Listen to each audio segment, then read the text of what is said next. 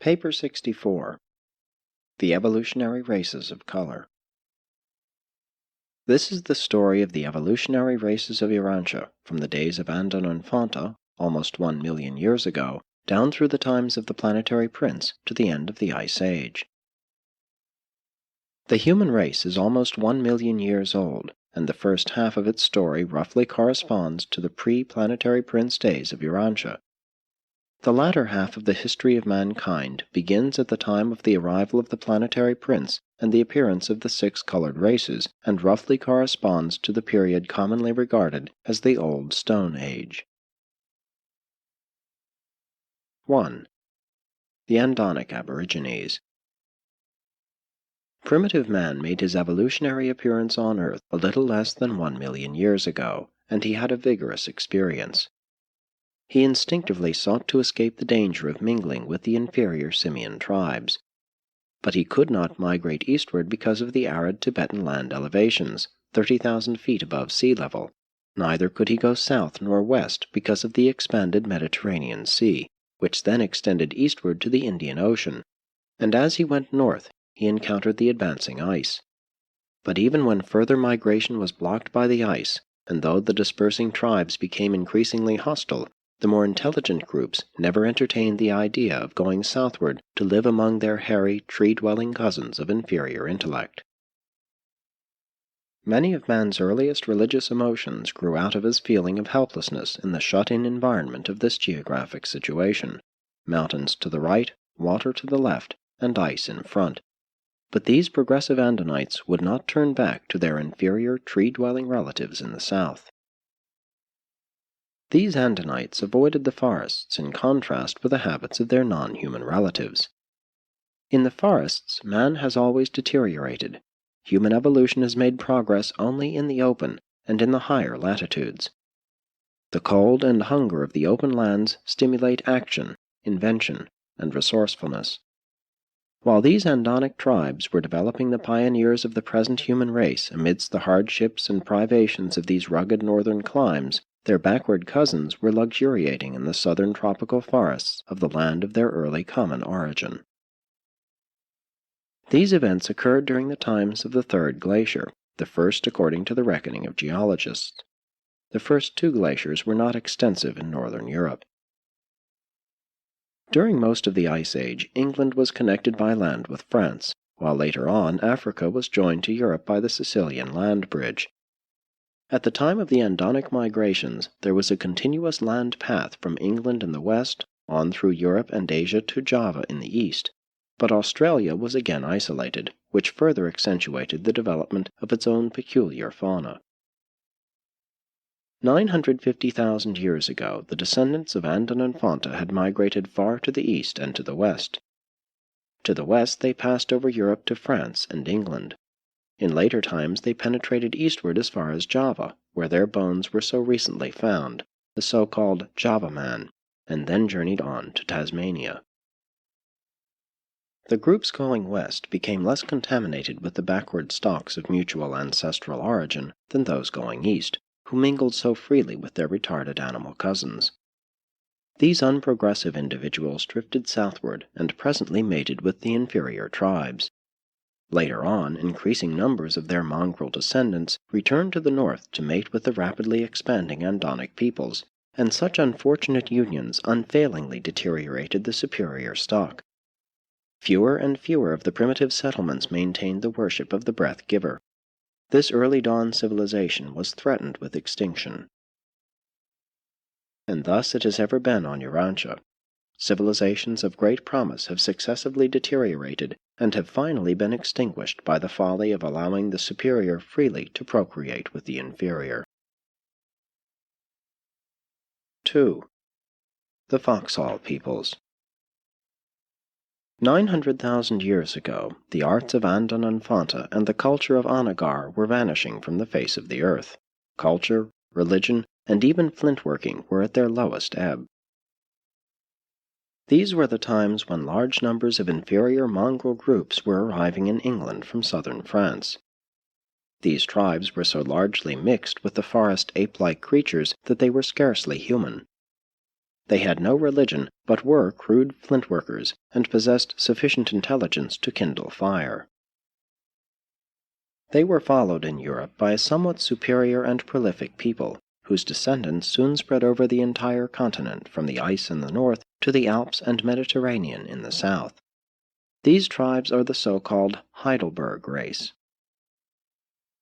During this long period of cultural decadence, the Foxhall peoples of England and the Badonan tribes northwest of India continued to hold on to some of the traditions of Andon and certain remnants of the culture of Onagar.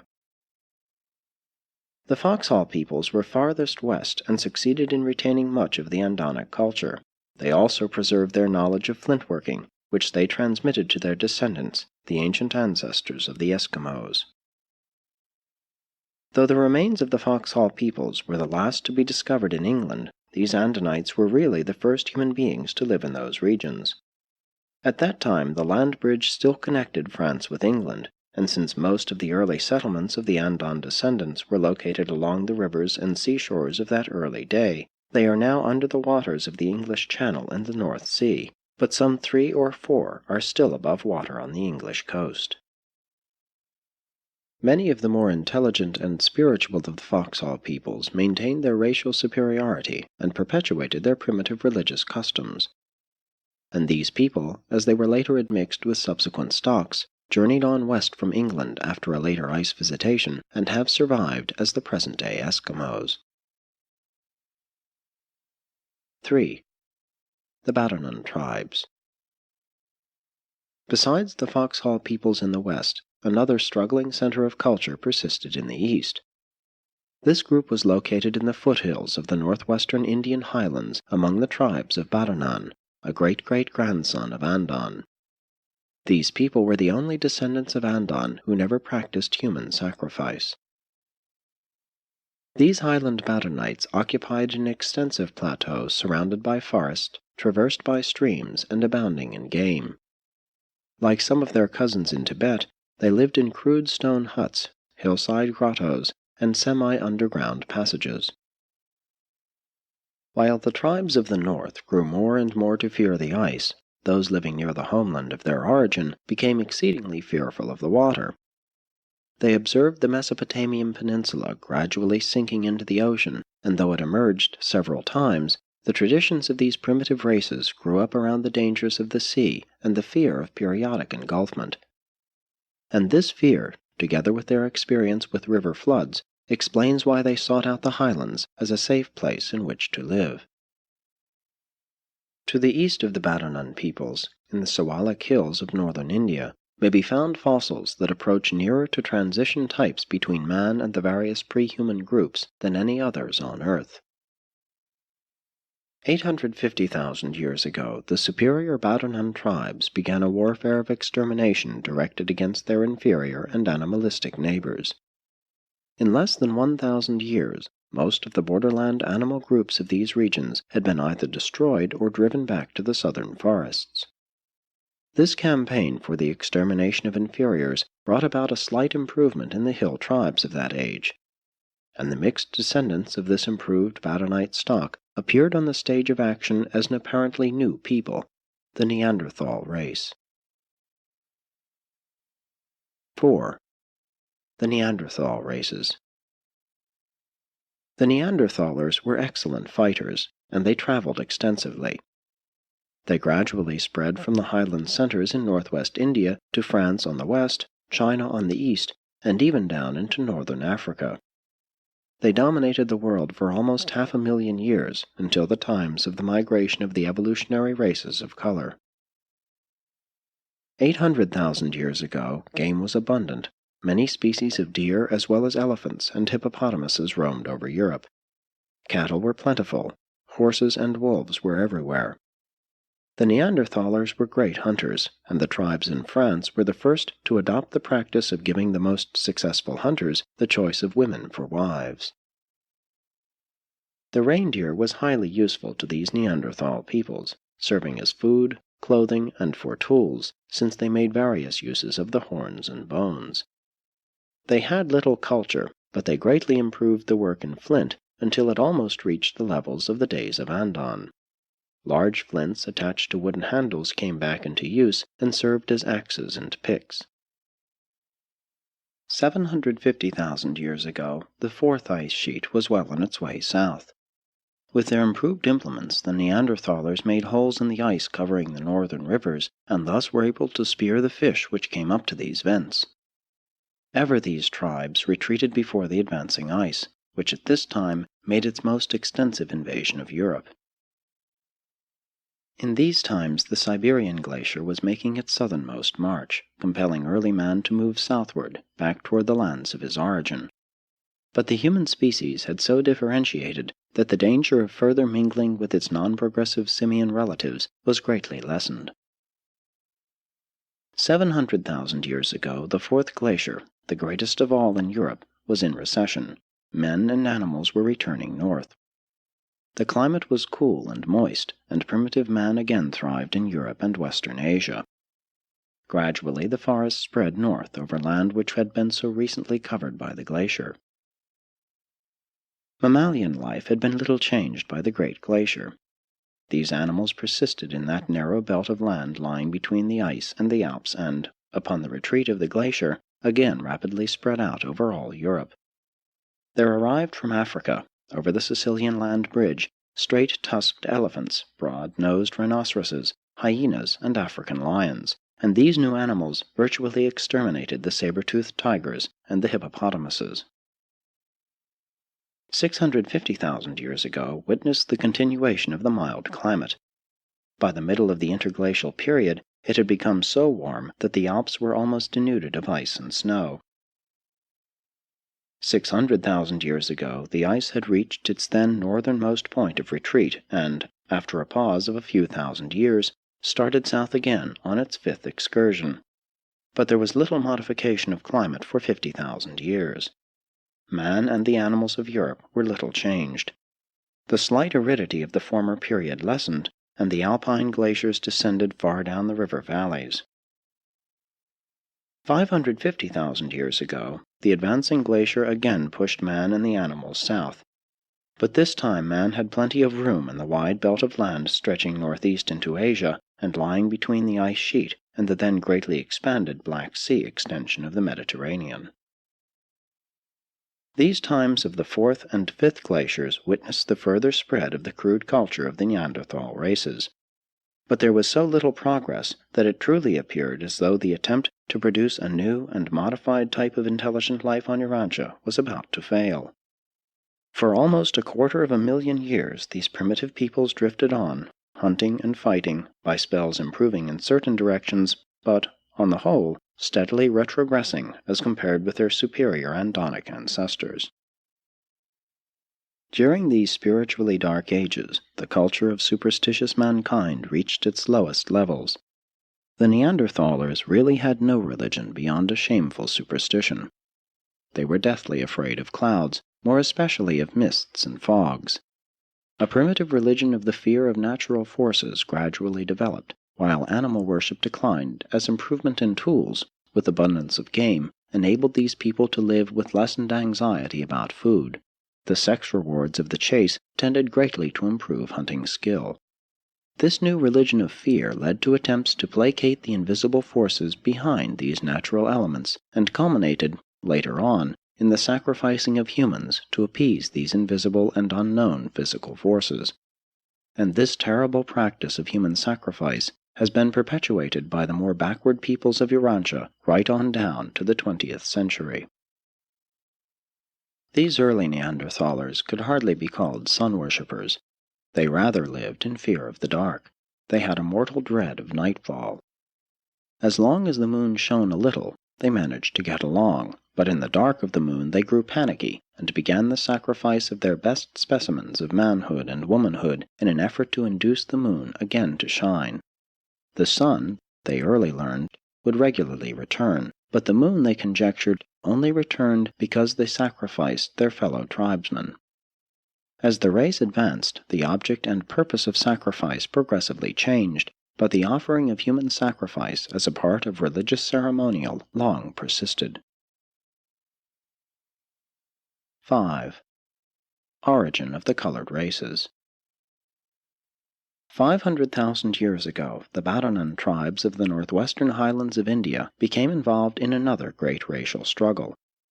For more than 100 years, this relentless warfare raged, and when the long fight was finished, only about 100 families were left. But these survivors were the most intelligent and desirable of all the then living descendants of Andon and Fonta. And now, among these highland Badonites, there was a new and strange occurrence.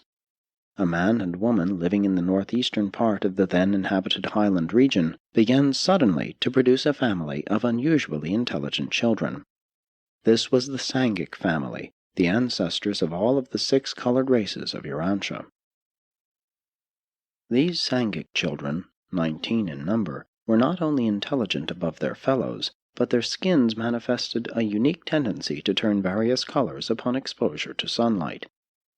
Among these 19 children were 5 red, 2 orange, 4 yellow, 2 green, 4 blue, and 2 indigo. These colors became more pronounced as the children grew older, and when these youths later mated with their fellow tribesmen, all of their offspring tended toward the skin color of the SANGIK parent. And now I interrupt the chronological narrative, after calling attention to the arrival of the planetary prince at about this time, while we separately consider the 6 SANGIK races of Urantia. 6. The 6 SANGIK races of Urantia. On an average evolutionary planet, the 6 evolutionary races of color appear one by one. The red man is the first to evolve, and for ages he roams the world before the succeeding colored races make their appearance. The simultaneous emergence of all 6 races on Urantia, and in one family, was most unusual. The appearance of the earlier Andonites on Urantia was also something new in Satania. On no other world in the local system has such a race of will creatures evolved in advance of the evolutionary races of color. 1. The Red Man. These peoples were remarkable specimens of the human race, in many ways superior to Andon and Fonta. They were a most intelligent group, and were the first of the SANGIK children to develop a tribal civilization and government. They were always monogamous. Even their mixed descendants seldom practiced plural mating. In later times they had serious and prolonged trouble with their yellow brethren in Asia. They were aided by their early invention of the bow and arrow, but they had unfortunately inherited much of the tendency of their ancestors to fight among themselves, and this so weakened them that the yellow tribes were able to drive them off the Asiatic continent. About 85,000 years ago, the comparatively pure remnants of the red race went en masse across to North America, and shortly thereafter the Bering Land Isthmus sank, thus isolating them. No red man ever returned to Asia, but throughout Siberia, China, Central Asia, India, and Europe, they left behind much of their stock blended with the other colored races. When the red man crossed over into America, he brought along much of the teachings and traditions of his early origin. His immediate ancestors had been in touch with the later activities of the world headquarters of the planetary prince. But in a short time after reaching the Americas, the red man began to lose sight of these teachings, and there occurred a great decline in intellectual and spiritual culture. Very soon these people again fell to fighting so fiercely among themselves that it appeared that these tribal wars would result in the speedy extinction of this remnant of the comparatively pure red race. Because of this great retrogression, the red men seemed doomed when, about 65,000 years ago, Anomanalontan appeared as their leader and spiritual deliverer. He brought temporary peace among the American red men and revived their worship of the Great Spirit. Anomanalontan lived to be 96 years of age and maintained his headquarters among the great redwood trees of California. Many of his later descendants have come down to modern times among the Blackfoot Indians. As time passed, the teachings of Anomanalontan became hazy traditions. Internecine wars were resumed, and never after the days of this great teacher did another leader succeed in bringing universal peace among them. Increasingly, the more intelligent strains perished in these tribal struggles, Otherwise, a great civilization would have been built upon the North American continent by these able and intelligent red men. After crossing over to America from China, the northern red man never again came in contact with other world influences, except the Eskimo, until he was later discovered by the white man. It was most unfortunate that the red man almost completely missed his opportunity of being upstepped by the admixture of the later Adamic stock. As it was, the red man could not rule the white man, and he would not willingly serve him. In such a circumstance, if the two races do not blend, one or the other is doomed. 2. The Orange Man. The outstanding characteristic of this race was their peculiar urge to build anything and everything, even to the piling up of vast mounds of stone, just to see which tribe could build the largest mound. Though they were not a progressive people, they profited much from the schools of the prince, and sent delegates there for instruction. The Orange race was the first to follow the coastline southward toward Africa as the Mediterranean Sea withdrew to the west. But they never secured a favorable footing in Africa, and were wiped out of existence by the later arriving Green race.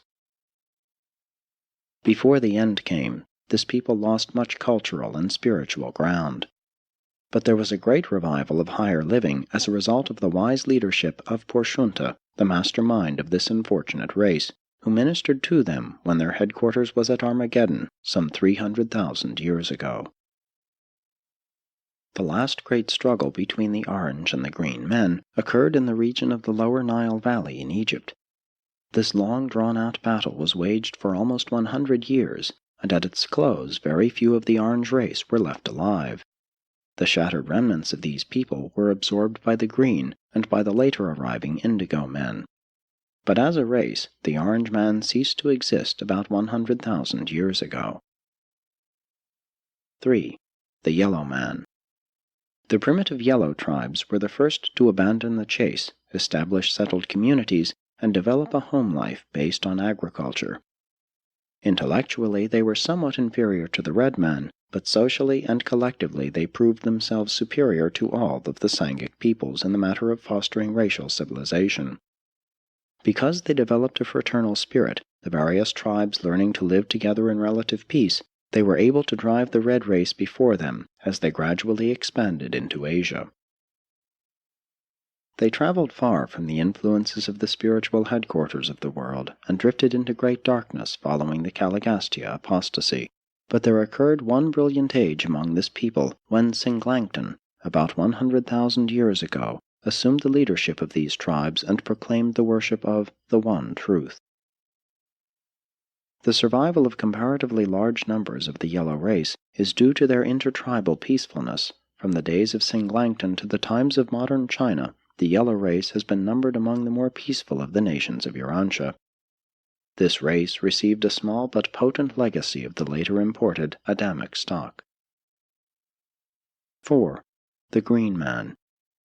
The Green race was one of the less able groups of primitive men, and they were greatly weakened by extensive migrations in different directions. Before their dispersion, these tribes experienced a great revival of culture under the leadership of Fontad, some 350,000 years ago. The Green race split into 3 major divisions. The northern tribes were subdued, enslaved, and absorbed by the yellow and blue races. The eastern group were amalgamated with the Indian peoples of those days, and remnants still persist among them. The southern nation entered Africa, where they destroyed their almost equally inferior orange cousins. In many ways, both groups were evenly matched in this struggle, since each carried strains of the giant order, many of their leaders being 8 and 9 feet in height. These giant strains of the Green Man were mostly confined to this southern or Egyptian nation. The remnants of the victorious Green Men were subsequently absorbed by the Indigo race, the last of the colored peoples to develop and emigrate from the original Sangik center of race dispersion. 5. The Blue Man. The Blue Men were a great people. They early invented the spear and subsequently worked out the rudiments of many of the arts of modern civilization. The blue man had the brain power of the red man associated with the soul and sentiment of the yellow man. The Adamic descendants preferred them to all of the later persisting colored races. The early blue men were responsive to the persuasions of the teachers of Prince Caligastia's staff, and were thrown into great confusion by the subsequent perverted teachings of those traitorous leaders. Like other primitive races, they never fully recovered from the turmoil produced by the Caligastia betrayal, nor did they ever completely overcome their tendency to fight among themselves. About 500 years after Caligastia's downfall, a widespread revival of learning and religion of a primitive sort, but nonetheless real and beneficial, occurred. Orlandolf became a great leader among the blue race, and led many of the tribes back to the worship of the true God under the name of the Supreme Chief. This was the greatest advance of the blue man until those later times when this race was so greatly upstepped by the admixture of the Adamic stock. The European researches and explorations of the Old Stone Age have largely to do with unearthing the tools, bones, and art craft of these ancient blue men, for they persisted in Europe until recent times. The so-called white races of Urantia are the descendants of these blue men, as they were first modified by slight admixture with yellow and red, and as they were later greatly upstepped by assimilating the greater portion of the violet race. 6. The Indigo race. As the red men were the most advanced of all the Sangik peoples, so the black men were the least progressive. They were the last to migrate from their highland homes. They journeyed to Africa, taking possession of the continent, and have ever since remained there, except when they have been forcibly taken away, from age to age, as slaves. Isolated in Africa, the Indigo peoples, like the red man, received little or none of the race elevation which would have been derived from the infusion of the Adamic stock. Alone in Africa, the Indigo race made little advancement until the days of Orvanon, when they experienced a great spiritual awakening. While they later almost entirely forgot the God of gods proclaimed by Orvanon, they did not entirely lose the desire to worship the unknown. At least they maintained a form of worship up to a few thousand years ago. Notwithstanding their backwardness, these Indigo peoples have exactly the same standing before the celestial powers as any other earthly race. These were the ages of intense struggles between the various races, but near the headquarters of the planetary prince, the more enlightened and more recently taught groups lived together in comparative harmony, though no great cultural conquest of the world races had been achieved up to the time of the serious disruption of this regime by the outbreak of the Lucifer Rebellion. From time to time, all of these different peoples experienced cultural and spiritual revivals. Monsant was a great teacher of the post-planetary prince days, but mention is made only of those outstanding leaders and teachers who markedly influenced and inspired a whole race. With the passing of time, many lesser teachers arose in different regions, and in the aggregate they contributed much to the sum total of those saving influences which prevented the total collapse of cultural civilization, especially during the long and dark ages between the Caligastia Rebellion and the arrival of Adam. There are many good and sufficient reasons for the plan of evolving either 3 or 6 colored races on the worlds of space. Though Urantia mortals may not be in a position fully to appreciate all of these reasons, we would call attention to the following. 1. Variety is indispensable to opportunity for the wide functioning of natural selection, differential survival of superior strains. 2. Stronger and better races are to be had from the interbreeding of diverse peoples when these different races are carriers of superior inheritance factors. And the Urantia races would have benefited by such an early amalgamation, provided such a conjoint people could have been subsequently effectively upstepped by a thoroughgoing admixture with the superior Adamic stock. The attempt to execute such an experiment on Urantia under present racial conditions would be highly disastrous. 3. Competition is healthfully stimulated by diversification of races. 4. Differences in status of the races and of groups within each race are essential to the development of human tolerance and altruism. 5. Homogeneity of the human race is not desirable until the peoples of an evolving world attain comparatively high levels of spiritual development. 7. Dispersion of the colored races. When the colored descendants of the Sangik family began to multiply, and as they sought opportunity for expansion into adjacent territory, the fifth glacier, the third of geologic count, was well advanced on its southern drift over Europe and Asia. These early colored races were extraordinarily tested by the rigors and hardships of the glacial age of their origin. This glacier was so extensive in Asia that for thousands of years migration to eastern Asia was cut off, and not until the later retreat of the Mediterranean Sea, consequent upon the elevation of Arabia, was it possible for them to reach Africa. Thus it was that for almost 100,000 years these Sangik peoples spread out around the foothills and mingled together more or less, notwithstanding the peculiar but natural antipathy which early manifested itself between the different races. Between the times of the planetary prince and Adam, India became the home of the most cosmopolitan population ever to be found on the face of the earth. But it was unfortunate that this mixture came to contain so much of the green, orange, and indigo races. These secondary Sangik peoples found existence more easy and agreeable in the Southlands, and many of them subsequently migrated to Africa. The primary Sangik peoples, the superior races, avoided the tropics, the red man going northeast to Asia, closely followed by the yellow man, while the blue race moved northwest into Europe.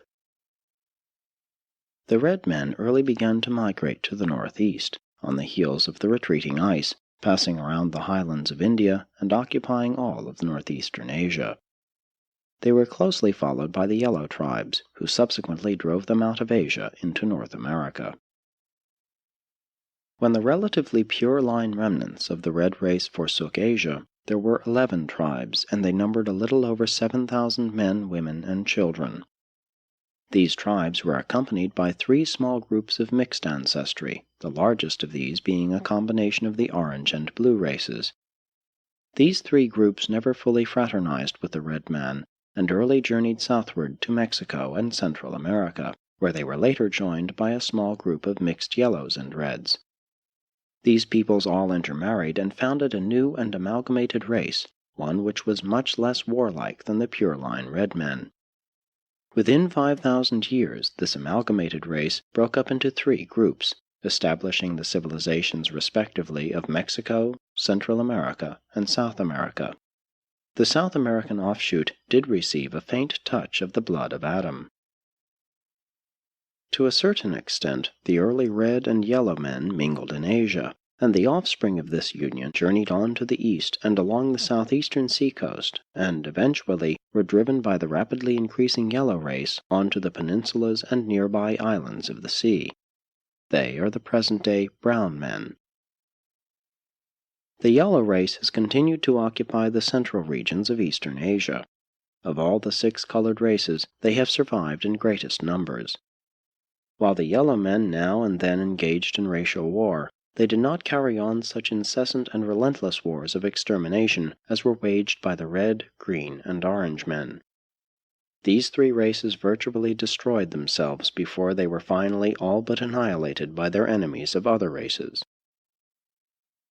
Since the 5th glacier did not extend so far in Europe, the way was partially open for these Sangik peoples to migrate to the northwest, and upon the retreat of the ice, the blue men, together with a few other small racial groups, migrated westward along the old trails of the Andon tribes. They invaded Europe in successive waves, occupying most of the continent. In Europe, they soon encountered the Neanderthal descendants of their early and common ancestor, Andon. These older European Neanderthalers had been driven south and east by the glacier, and thus were in position quickly to encounter and absorb their invading cousins of the Sangik tribes.